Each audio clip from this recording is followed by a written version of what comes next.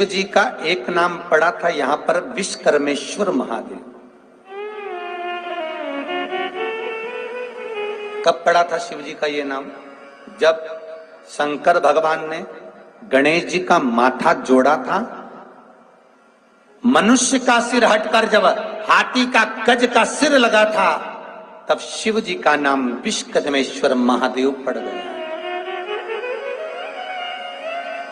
जो व्यक्ति मकान लेना चाहते हैं, जो व्यक्ति जमीन खरीदना चाहते हैं, जिनकी जमीन नहीं बिक रही हो, प्लाट नहीं बिक रहे हो, मकान नहीं बिक रहे हो, या कोई टेंडर भरा है, प्रॉपर्टी का किसी चीज का टेंडर भरा है, ठेका नहीं हो रहा हो, तो विश्वकर्मेश्वर महादेव का नाम लेकर 5 बेलपत्र चंदन लगाकर शंकर जी के शिवलिंग पर चंदन लगाकर जो शिवलिंग पर चिपका देता है, भगवान शंकर उसकी मनोकामना पूर्ण कर देते हैं। जिनके मकान नहीं उनका मकान, जिनका प्लाट नहीं उनका प्लाट, जिनका कोई काम नहीं वो काम विश्वकर्मेश्वर महादेव पूर्ण कर देते। जितने फेसबुक और यूट्यूब पर सुन रहे हो, बहुत सावधानी से सुनना। सूखे आम के पत्ते जमीन पर गिर जाए। कैसे पत्ते? जब पतझड़ का मौसम आता है तो आम के जो पत्ते नीचे जमीन पर झड़ते हैं, 21 पत्ते इकट्ठे कर उसको आग लगाकर जलाकर भस्म तैयार कर लीजिए।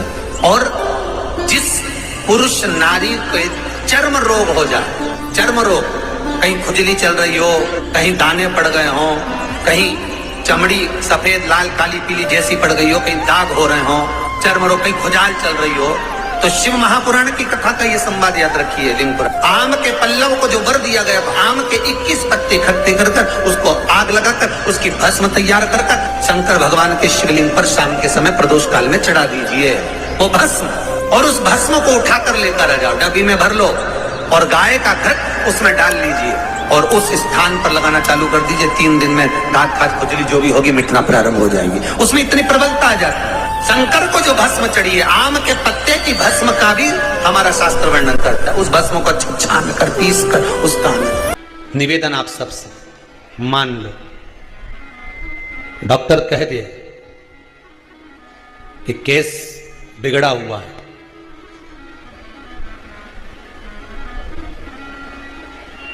गर्भ में जो बच्चा है वो नाल में उलझा हुआ है। बिगड़ा हुआ कैसे? नहीं संवर रहा, सुधर ही नहीं पा रहा, और लग रहा है कि कुछ ना कुछ उपद्रव होगा। तो फिर कुंदकेश्वर महादेव के नाम से तुरंत एक लोटा में पानी भरो कलश में, और बाबा कुछ मत करो, बस कुंदकेश्वर महादेव के नाम से शिव जी को चढ़ा कर आ जाओ। उसके भरोसे पर छोड़ दो। अब उलझाना कि सुलझाना तू जा, ये तेरे ऊपर है। 21 साल के बाद किसी की यहाँ औलाद दे दी, संतान दे दी, तो वो नगाड़ा बजाने आ गया। तुम बाबा पर विश्वास कर कर अगर 1 लोटा पानी भी शिव को समर्पित करते हो तो क्यों ना देगा। बस किस नाम को किस जगह पर बोलना है, किस नाम का स्मरण कहां करना है, ये आपके ऊपर होना चाहिए। ये आपके ऊपर।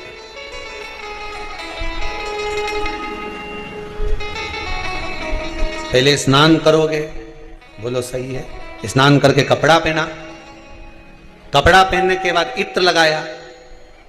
अब कहीं कहीं का ऐसा उल्टा चले कि कपड़ा पहनने के पहले ही इत्र लगा ले और फिर मैं तो कपड़ा पहनूंगा, तो ये उल्टा चले तो बात दूसरी है। पर यहां शिव महापुराण की कथा कहती है कि समय पर जिस समय पर भगवान शंकर के जिस नाम का स्मरण करना है, मैं उस नाम को पुकार।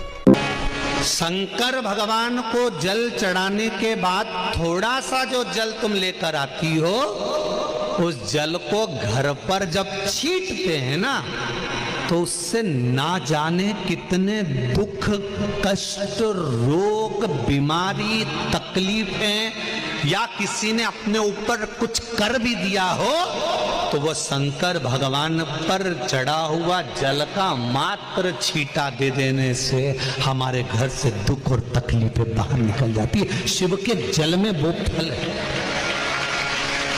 हजारों लाखों बीमारियों में कुंदकेश्वर भगवान का नाम ही काफी है। कुंदकेश्वर यदि शरीर में रोग हो गया और वो रोग समाप्त ही नहीं हो रहा, 4-6 दिन हो गए हॉस्पिटल में पड़े, डॉक्टर अपना काम करे, उसको करने दो।